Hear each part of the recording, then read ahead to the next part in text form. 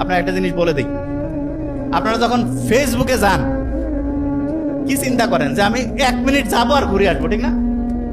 এটা তো ফেসবুকে যাওয়ার সময় কিন্তু স্যার এরকম করে যে 1 মিনিট যায় ঘুরে আসতেছে। ও আল্লাহ, 1 মিনিট যাওয়ার পরে 2 ঘন্টা কোন দিক দিয়ে গেছে ওর খেয়ালই নাই।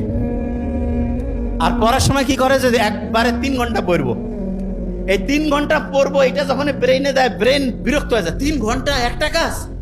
ওই যে প্রফেসর মুত্তাহামিদ স্যার বললো না যে একজনকে বলছে এই বই পড়া কয় না ভাই, আমার ধৈর্য নাই, পারবো না। তো একটানা 3 ঘন্টা যখন পড়তে দিব ব্রেন পছন্দ করবে না, তাহলে কি করা লাগবে? ব্রেনকে বলবো আমি 1 মিনিট পড়বো। মজার ব্যাপারটা কি জানেন? আপনি যখন 1 মিনিট পড়বেন তখন মনে হবে 2 মিনিট, 3 মিনিট, 5 মিনিট। ইসলামে এই জন্য একটা খুব অসাধারণ কাজ আছে, আমল ছোট হইলেও দৈনিক অল্প অল্প অল্প করে করো, বলছে না? আচ্ছা, আমরা যখন ট্রাভেলিং এ যাই তখন কসরের নামাজ আছে না?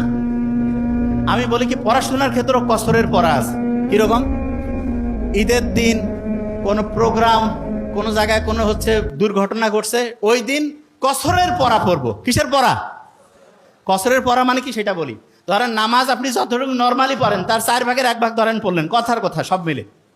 তা আপনি দৈনিক মনে করেন যে 4 ঘন্টা পড়েন, যেই দিন আপনার পড়ার কোনো মুড নাই, মন মেজাজ খুব খারাপ, সেই দিন কসরের পড়া। কসরের পড়া মানে আধা ঘন্টা, 20 মিনিট, 15 মিনিট আমি পড়বই পড়বো। ক্লিয়ার?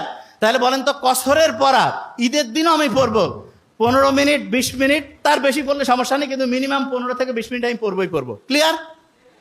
তাহলে এখন থেকে যতদিন আমি বেঁচে থাকবো কসরের পড়া থাকবে আমার, মানে যেদিন আমার পড়া নাই সেই দিন আমি কয় মিনিট পড়বো? বলি না কেন, 15 থেকে 20 মিনিট পড়লে হবে। আচ্ছা, যে জিনিসটা বলতেছিলাম,